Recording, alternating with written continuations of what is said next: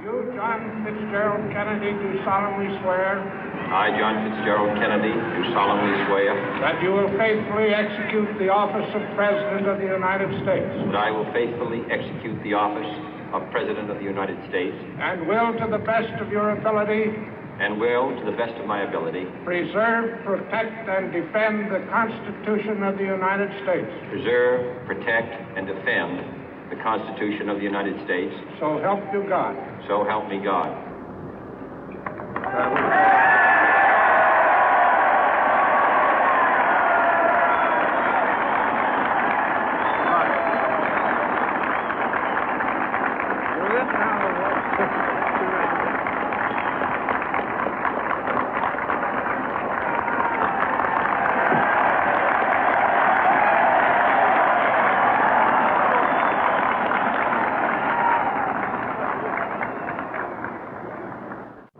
Vice President Johnson, Mr. Speaker, Mr. Chief Justice, President Eisenhower, Vice President Nixon, President Truman, Reverend clergy, fellow citizens. We observe today not a victory of party, but a celebration of freedom, symbolizing an end as well as a beginning, signifying renewal as well as change. For I have sworn before you and Almighty God the same solemn oath our forebears prescribed nearly a century and 3/4 ago. The world is very different now, for man holds in his mortal hands the power to abolish all forms of human poverty and all forms of human life. And yet the same revolutionary beliefs for which our forebears fought are still at issue around the globe. The belief that the rights of man come not from the generosity of the state, but from the hand of God. We dare not forget today that we are the heirs of that first revolution.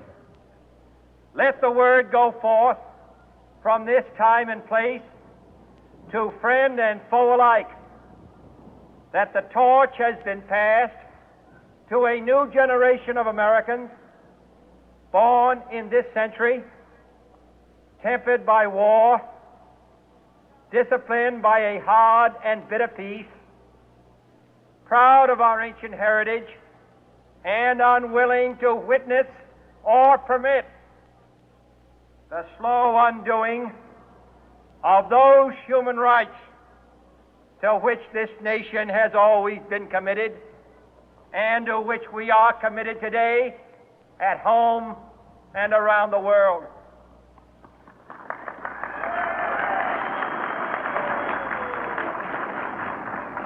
Let every nation know, whether it wishes us well or ill, that we shall pay any price, bear any burden, meet any hardship, support any friend, oppose any foe to assure the survival and the success of liberty.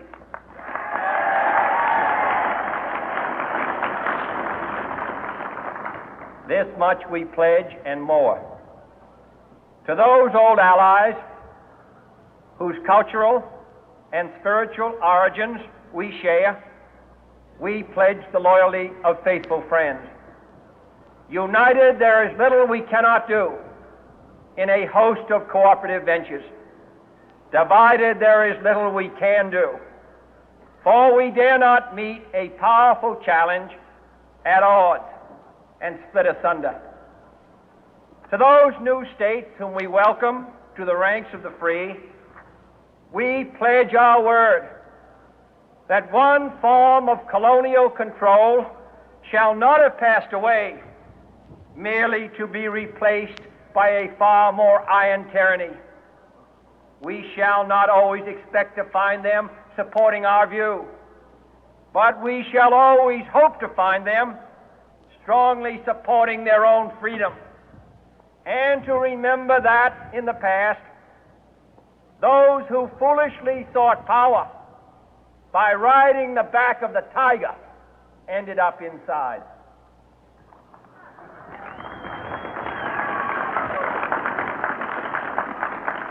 To those people in the huts and villages of half the globe struggling to break the bonds of mass misery, we pledge our best efforts to help them help themselves for whatever period is required, not because the communists may be doing it, not because we seek their votes, but because it is right. If a free society cannot help the many who are poor, it cannot save the few who are rich.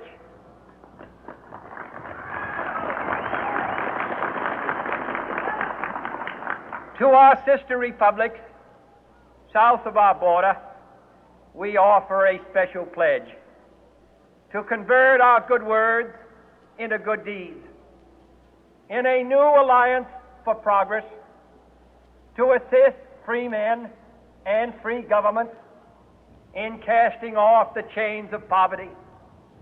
But this peaceful revolution of hope cannot become the prey of hostile powers.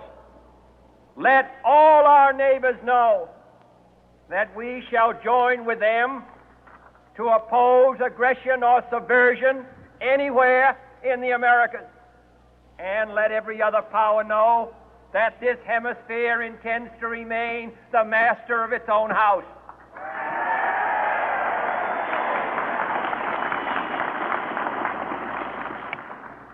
To that World Assembly of Sovereign States, the United Nations, our last best hope, in an age where the instruments of war have far outpaced the instruments of peace, we renew our pledge of support to prevent it from becoming merely a forum for invective, to strengthen its shield of the new and the weak, and to enlarge the area in which its writ may run. Finally, to those nations who would make themselves our adversary, we offer not a pledge, but a request that both sides begin anew the quest for peace. Before the dark powers of destruction, unleashed by science, engulf all humanity in planned or accidental self-destruction, we dare not tempt them with weakness, for only when our arms are sufficient beyond doubt can we be certain beyond doubt that they will never be employed. But neither can two great and powerful groups of nations take comfort from our present course, both sides overburdened by the cost of modern weapons, both rightly alarmed by the steady spread of the deadly atom, yet both racing to alter that uncertain balance of terror that stays the hand of mankind's final war. So let us begin anew, remembering on both sides that civility is not a sign of weakness, and sincerity is always subject to proof. Let us never negotiate out of fear, but let us never fear to negotiate.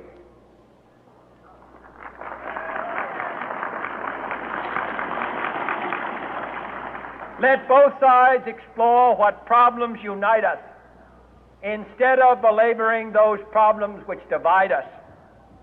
Let both sides, for the first time, formulate serious and precise proposals for the inspection and control of arms, and bring the absolute power to destroy other nations under the absolute control of all nations.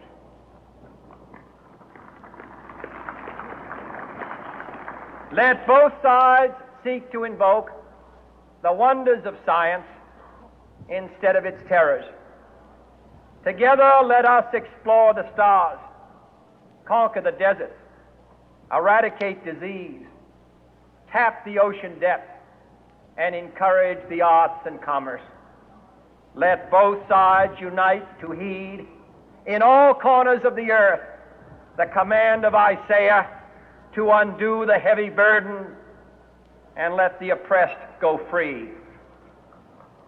And if a beachhead of cooperation may push back the jungle of suspicion, let both sides join in creating a new endeavor, not a new balance of power, but a new world of law, where the strong are just and the weak secure and the peace preserved.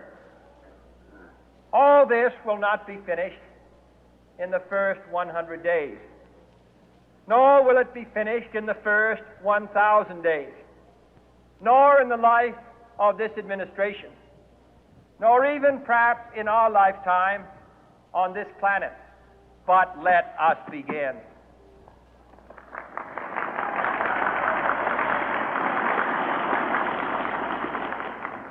In your hands, my fellow citizens, more than mine, will rest the final success or failure of our course. Since this country was founded, each generation of Americans has been summoned to give testimony to its national loyalty. The graves of young Americans who answered the call to service surround the globe. Now the trumpet summons us again, not as a call to bear arms, though arms we need, not as a call to battle, though in battle we are, but a call to bear the burden of a long twilight struggle, year in and year out, rejoicing in hope, patient in tribulation, a struggle against the common enemies of man, tyranny, poverty, disease, and war itself. Can we forge against these enemies a grand and global alliance, north and south, east and west, that can assure a more fruitful life for all mankind? Will you join in that historic effort?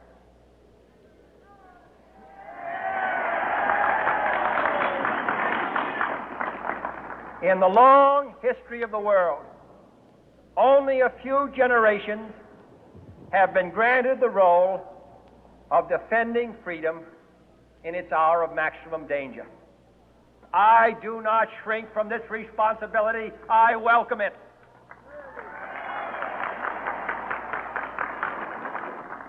I do not believe that any of us would exchange places with any other people or any other generation.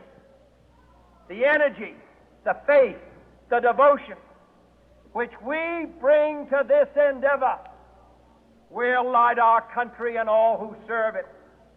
And the glow from that fire can truly light the world.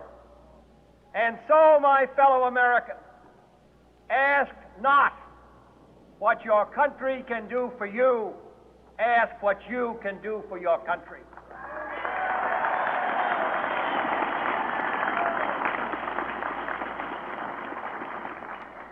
My fellow citizens of the world, ask not what America will do for you, but what together we can do for the freedom of man.